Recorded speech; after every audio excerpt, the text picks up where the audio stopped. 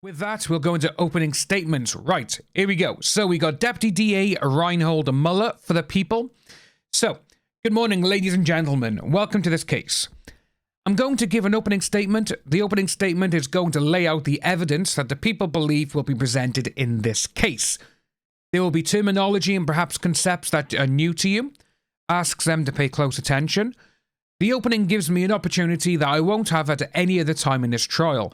As much as Miss Anson would like to present things in a logical, chronological order, often we don't get a chance to do that. So this gives us a chance to present things in a more logical fashion. The case involves three different cases of forcible lists. Forcible lists of Jane Doe 1, 2, and 3. They're shown an image of them on a monitor. These span from 2001 to the end of 2003. Now, this case will also be about certain policies that each of these alleged victims understood that they needed to follow. Scientology. And so you're going to be hearing some testimony about that. Based on these policies, they made certain decisions. Doesn't use the word Scientology yet. Let's start with Jane Doe 1. He shows a photo of Hollymont Drive owned by Danny Masterson. Two incidents, September 2002, April 25th, 2003, the charged incident. She's currently 48. Grew up in Los Angeles, Delphi Academy in LA, started at 12, graduated. A Scientology-based school. Second generation Scientologist, she was born into it. She grew up with a tight group of friends. The people we'll hear from were also part of that Scientology tight group of friends. That's how she first became acquainted with Masterson in the late 90s. Masterson is a second generation as well. His friends became her friends. They would see each other, socialize, a friendly relationship. Then they would see each other a bit more. Jane Doe 1's best friend was Bree Schaefer, also a Scientologist, and Masterson's personal assistant. Bree would often go to Masterson's house, being best friends with Jane Doe 1 at that time. She would go along. So she would often see Masterson, and they would socialize together. Tony, you gotta get your spelling correct, mate. Jane Doe, was to meet Bree Schaefer that evening. Bree was supposed to meet up with Jane Doe. Jane Doe 1 went there, but Masterson showed up. Bree had gotten into some kind of fight with her husband. Masterson came up to Jane Doe 1, just heard from Bree, got into a fight, don't come to her house. Crash at Danny's and she'll see you in the morning. Jane Doe 1 was supposed to stay at Bree's and go to the airport in the morning, but because of the fight, Jane Doe 1 told to stay at Danny's house. Had one or two drinks, became intoxicated, went to Danny's house, was supposed to sleep in guest bedroom, but he began to pull her up to his bedroom. She was out of it, feeling drunk, laughing it off. And at that time, the relationship was more like a brother-sister thing. What are we doing? This is stupid, she thought. He brought her up to this room and they had this. She will tell you that she was very intoxicated and feeling very fuzzy from the alcohol, kissing and this, and the defendant had flipped her over and done this. You will hear testimony that JD1 fought her off at that point, but he did do this to her. She was very upset. In the course of fighting him off, she injured her back a bit. She shared it with her best friend, Bree, also with Paige Dorian, a friend, and another close friend, Lisa Marie Presley, Elvis's daughter. That information, once she shared that information, caused lots of problems. It broke the relationship with Bree. A rift was created between them. They could understand why she would do that. They couldn't understand. They didn't understand why Jane Doe 1 would go upstairs and have this with him, and it caused huge problems. It also impacted the relationship she had with Masterson. She had no contact with him for some time. You will also hear testimony about a possible pregnancy and miscarriage related to that incident. What you will hear is that the single incident caused a lot of problems with Danny Masterson. Jane Doe 1 did not report that to law enforcement. The sex was consensual, she believed at the time, except for when he flipped her over and did this. You will hear now that she feels differently about it, and that is no longer consensually, but this is not what he's charged with. What he is charged with happened 9 months later, almost under similar circumstances. Jane Doe 1 was to drive Bree to the airport early on in the morning. They always had to go to the airport and do this sort of thing. It's always happened then. Do you see that? They had smoothed things over. Bree had asked her to come to her house, spend the night, April 24th, 2003, so she could drive Bree and fiancé to the airport, a trip to Italy, leaving at 6 or 7. Plan was for JD1 to sleep over at Bree's. JD1 got to Bree's about 5 p.m. the day before. JD1 left her SUV at Bree's house, left her overnight bag at Bree's. Bree said, let's go out briefly, who was having a birthday at the restaurant, the Electric Lotus. Well, pop in, say hi, happy birthday, and then we'll get back. JD1 and Bree went there, but JD1 never made it back. At the party at Electric Lotus, Bree said she had to go back and pack. Bree left and went home. JD1 stayed at the Lotus. Masterson was there, Luke Watson was also there. The way the plan unfolded, Jane Doe 1 needed to get some keys to get back to Bree's house. She was with the group until about 1 a.m, but she didn't have keys for Bree's gate.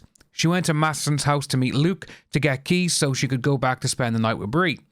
Luke couldn't find the keys, JD1 was to spend the night, Luke spent the night, JD1 on a couch. 1:30 to 2 a.m, Masterson comes out and gives a fruity red drink with vodka, a tumbler or coffee mug sized.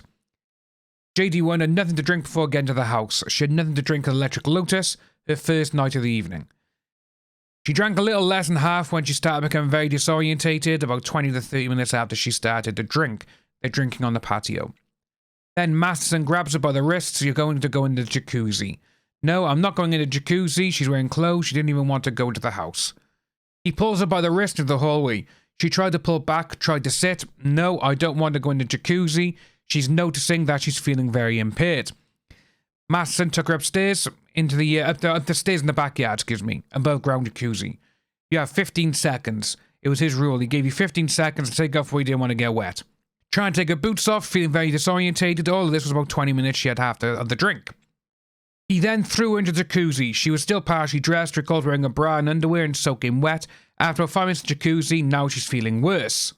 Having a hard time standing up and afraid of slipping down into the water, difficulty breathing, hard time keeping her eyes open and very nauseous. Obviously the drink was spiked. Masterson said, I'm going to carry her upstairs, I'm going to put my finger down her throat and make her vomit.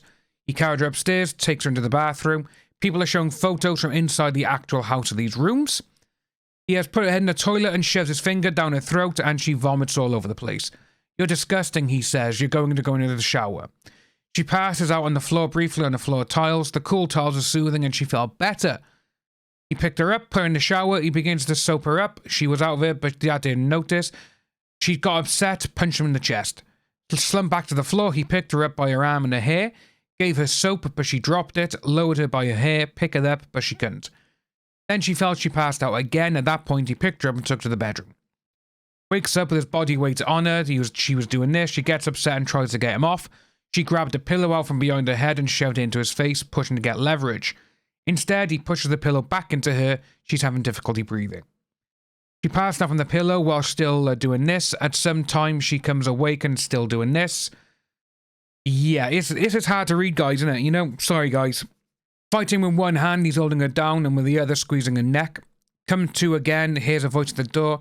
Masterson pulls a bang from a drawer by the bed, says, don't move, don't move. While this is happening, as he's doing this to her, tells her, you like this, don't you? You can have this anytime you want. You're not going to tell Bree, Paige, and Lisa, all the people she told 9 months earlier. Later she comes to, crawls into a closet, she hides some clothes and passes out. Passes out until sometime in the morning, which she gauges by the light in the window.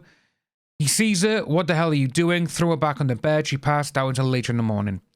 Goes downstairs, sees Luke. I don't understand what happened. He acknowledged. She goes to Bree's house, gets a car, drove directly to her parents' house. It was her father's birthday off. Planned afternoon barbecue. She missed it. Everyone flew out that night in the red eye to Florida. She didn't see anything at the time. It was her father's birthday, number 1, and she was incredibly embarrassed. 24 to 48 hours, she started to show bruises and her family noticed it and commented on it. She told them she fell. She disclosed to her 17-year-old cousin what happened, and then when she came back, she told Julian Swartz, Jane Doe's master at arms and ethics officer. In Scientology, if something bad happens, the person you report to is your ethics officer. So she went to the celebrity center, began to tell him what happened. His response was, if you're going to tell me this was this, it wasn't. You're not supposed to use that word. You're not allowed to go to the police. Doing so would be considered a high crime. If you commit a high crime, you could be declared a suppressive person. What that means is that all the other people in the church have to detach from you, and you are essentially an enemy of the church. You lose everything. Friends, family. You're going to hear evidence about how significant that is to these people, to a second-generation Scientologist. She agreed, not going to the police. What she did was, in April 2004, she wrote a letter to a man by the name of Mike Ellis. The International Justice Chief had asked permission to go to the police and file a criminal report without being declared a suppressive person. His reply was to consider the consequences carefully. What that meant to her was that she could not go to the police or be declared a suppressive person. June 6, 2004, she did go to the Hollywood police station and reported it. No criminal charges were initially filed. JD1 will tell you that this created a problem for her. She told that she needed to enter into a non-disclosure agreement or she would be declared a suppressive person. The NDA was signed by Jane Doe 1 and Masterson on September 20th, 2004, and a payment was made. In 2016, she was contacted by law enforcement. New victims had come forward, the additional victims.